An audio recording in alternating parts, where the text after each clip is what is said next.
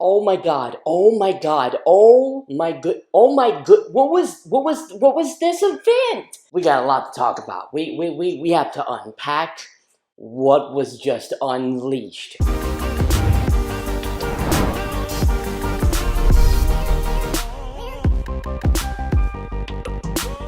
Hey, what's going on, guys? Eldridge here. Welcome back.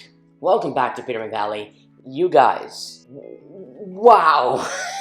The Apple October event just happened, and I'm literally like I feel thrown, like as if I was tossed around in like a dryer because I can't believe how amazing that actually was. Like, honestly, this one was an absolute hit on every level. Like, I don't think there was anything they put out in this event that wasn't amazing. Like, everything was great, and everything had something extra that we didn't really 100% know was coming. I was extremely excited beforehand.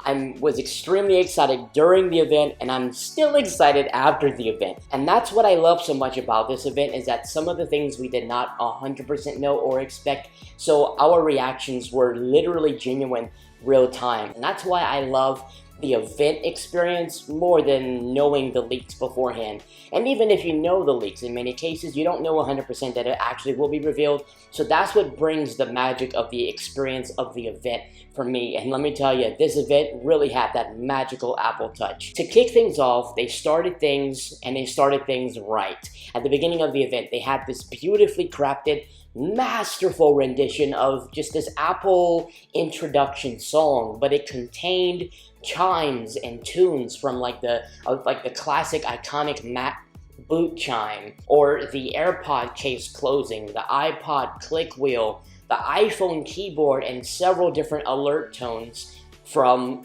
different Apple products. And just the way that it all came together was beautiful. There was no better way to start this event, especially for a Mac, than with a song mix using the Mac load up chime. Like, it would just, their marketing is just off the charts. And then the event started, and then we went ahead and got into Apple Music. And they surprisingly unveiled this interesting subscription service. Apple unveiled the Apple Music voice plan, and it basically, from what I understand, it wasn't really broken down in detail from the event, but it appears that you will be able to access the Apple Music library with a cheaper subscription, only $4.99 a month, but you only use Siri. So you basically have to activate Siri to tell Siri, I guess, what song to play or what playlist to play, and then Siri will respond accordingly and actually play the music.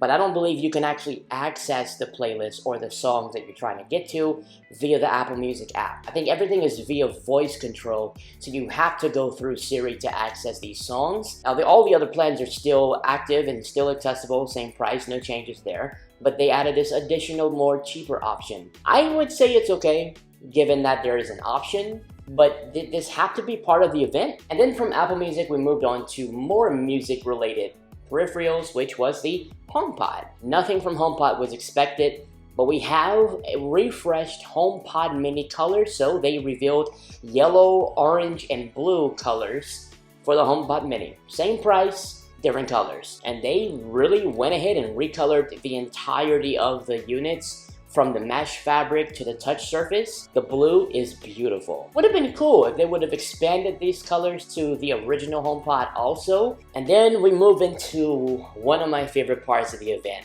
the part that I just absolutely could not wait. I was really hoping that they would reveal, because there was, again, no confirmation that this would happen. Apple officially unveils the AirPods 3rd generation.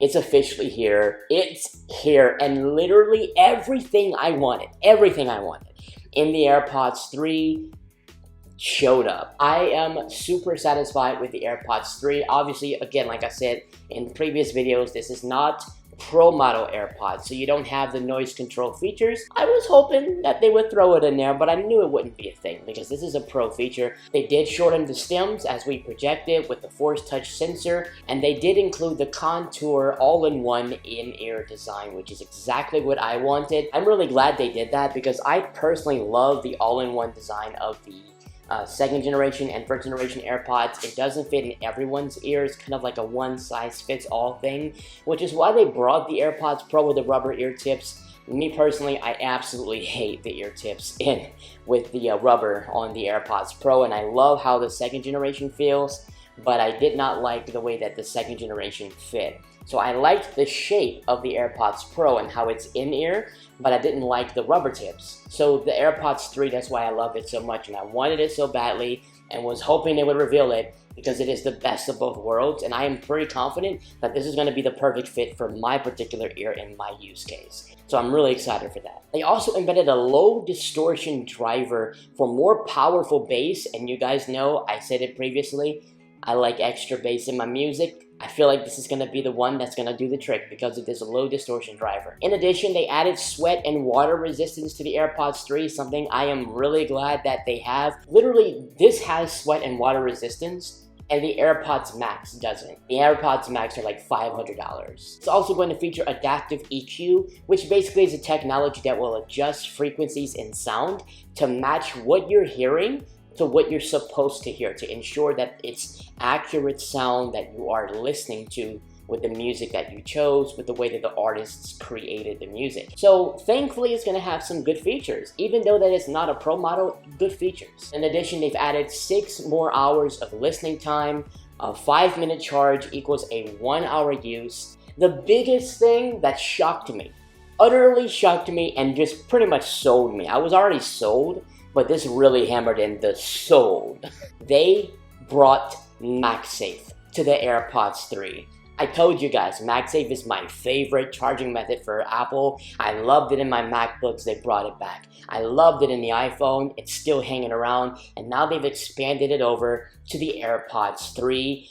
I said all I wanted was a wireless charging capability, just to put it on a wireless pad and it can still charge like the second-gen AirPods can. Well, guess what? Now I can use MagSafe. And from looking at the website and what others have found online also, looks like the AirPods Pro now support MagSafe, or will be shipping with a MagSafe charging case, which is new, definitely new. And wow, that would have been great from the get-go, but awesome. One of my main concerns for AirPods 3 would be the price, because I knew that they would probably be more expensive than the original AirPods. So I was hoping it wouldn't be around closer to $199. That was my prediction. $199 was my prediction. Well, it's $179. That's even better. The next part of the event was really the highlight. It was the focal point. It was the foundation of the rest of the event. As I projected, I knew that this was going to be something they specialize a certain segment for. We officially have the next-gen processors in the Apple Silicon lineup. Now, we all thought it would be M1X. I thought it would be M1X. I think it's easier to say M1X or M2, but we were wrong. M1 Pro and M1 Max are the new names for the 2 new silicon chips that Apple announced. I was literally freaking out. So the M1 Pro is one step up from the M1. It has 8 high-performance cores and 2 high-efficiency cores, 16-core GPU, and that makes for 2 times faster graphics performance than the M1. It also has a dedicated media engine for ProRes video processing, which I was totally not expecting. That's actually that's really good news for video creators like myself. But the M1 Max is the literal king of this event. It will literally crush so much competition. The M1 Max will come with 10 CPU cores and a 32-core GPU, making it for 4 times faster graphics performance than the M1, and the dedicated media engine is supercharged to support 2 times faster video encoding than the previous chip. So right there, just right then and there, that's just crazy specs for crazy use cases. I don't even think I would ever use the maxed out capabilities of the M1 Max. That's how powerful it is. And from what they were showing in the event, it's super awesome the way that the M1 Pro and the M1 Max kills in performance compared to the competition. And interestingly enough, in the event, they actually showed that it's not the fastest chip in the world, But compared to a spec'd out PC, the difference is a spec'd out PC with the same amount of performance or even stronger uses a lot of power, whereas the M1 Pro and M1 Max has the same relative similar capabilities, but it's more power efficient, using actually 100 watts less power than a high-end PC. So it really serves as a pretty simple balance between power efficiency and performance. They really just found that sweet spot that was perfect for this particular Mac lineup and future Macs to come. So with the announcement of the new chips, you gotta put them into something. You gotta integrate the chips somewhere, and that brings us to the massive unveiling of the new MacBook Pros. Apple officially unveiled the absolutely beautiful and robust redesigned 16.2-inch and 14.2-inch MacBook Pros with unreal capabilities. The internals make for a 50% more ventilation efficiencies with the fans and makes it a more quieter and more powerful device at the same time. It really looks heavy and robust and powerful and strong and capable for so many different things. They officially removed the touch bar. Touch bar is gone, and they literally said on stage that, hey, we're removing this touch bar, and because we know you don't like it, we know you like the function key, so here you go, you can have it back. Like, they actually acknowledged that the reason for the removal was because of the response of the audience, and basically confirmed that they're listening to what the fans, and for the most part, really want, and they're delivering on that with the removal of the touch bar. The keyboard is just designed with this beautiful anodized black well with beautiful backlit keys. I just wanted them to keep the Touch ID in the MacBook Pros. I wanted Face ID also, but I knew that was a stretch for this event. They are already putting a lot of great things into this, but the fact that we have Touch ID, it's still on the keyboard, but the actual touch bar is removed, I'm fine with that. And because of the overall new redesign of the enclosure, as we expected, the ports have returned. They brought ports back to this Mac, and this is one of the main reasons why I want it. The HDMI port has officially made its return to the MacBook Pros. Let's go. With 3 Thunderbolt 4 ports in total, an SD card slot, which as a video creator, I'm so happy that they're bringing back. I don't need an adapter or a dongle or a hub for that. I can just pop it right into the MacBook. It's just perfect. They knew that we needed that. Thank you so much, Apple. The 3.5mm headphone jack sticks around, but this time it supports lossless audio. And yes, they officially brought MagSafe back to the MacBooks. MagSafe has made its grand return. That was one of my favorite things with my 2015 MacBook Pro. Well, it's back. It's officially back. And what I love is not only did they bring it back, but they also left the compatibility for you to be able to charge the Mac through the Thunderbolt ports. So you don't actually have to use the MagSafe if you don't want to. You can still charge the Mac through the USB-C ports, which is terrific. This is like the kind of, expansiveness we need in the Mac lineup. And in terms of the displays are much thinner, 24% thinner bezels on the side, 60% thinner on the top, and the notch has officially been confirmed to be a part of the Mac lineup. Everybody's freaking out about it. I don't see why it's a big deal. It's a notch. It disappears into the experience just like with your iPhone. But oh my goodness, the biggest thing that I didn't even know was coming to the Mac lineup. It was leaked not too long before the event that this would be coming to the Mac lineup, so it was on the back of everyone's minds, and it occurred, it happened. They brought ProMotion to the MacBook Pro. What? My reaction at that moment in time, because I just felt that it was coming when they got to the display category of the MacBook Pros. I was so incredibly happy. Oh my goodness. Pixel density. Next, we're super excited to bring ProMotion. Yes! Woo! He's gonna get his reaction. Watch. ProMotion! Woo! 120 hertz! No freaking way, dude. Oh my gosh. That is so freaking awesome. Oh my god. This is fantastic. It's a liquid Retina XDR. Liquid Retina XDR? That's like with the freaking the Pro Display XDR has it. Pro Display XDR is the same freaking thing. Oh my freaking goodness. What? 120 hertz ProMotion XDR. I can't believe this. Drew is like loving it. They officially brought 120 hertz to the MacBook Pro.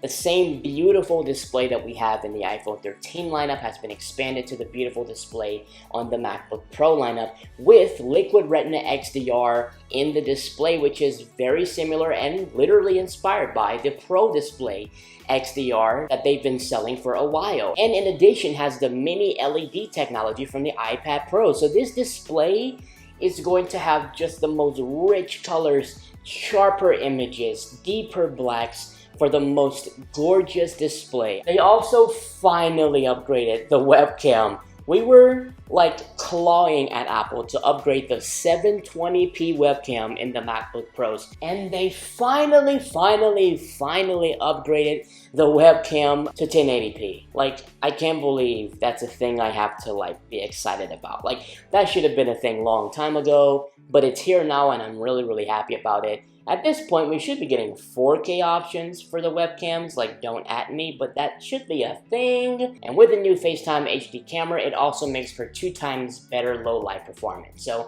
it's gonna look so much better.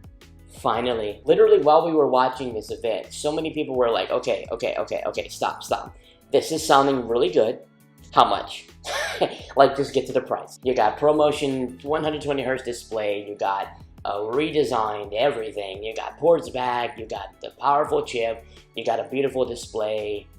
What's the price? So the prices are actually not too bad. It's actually still good comparatively to what they would previously price their Macs. The 14-inch base model is officially priced at $19.99, and the 16-inch base model was priced at $24.99. I believe it's about $100 more than the previous models.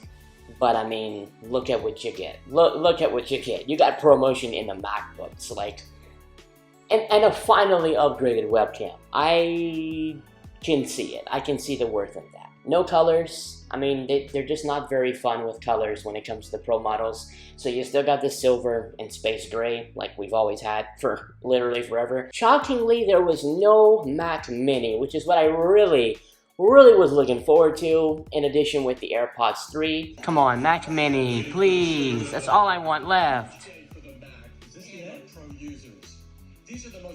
It's over, yeah. No Mac Mini.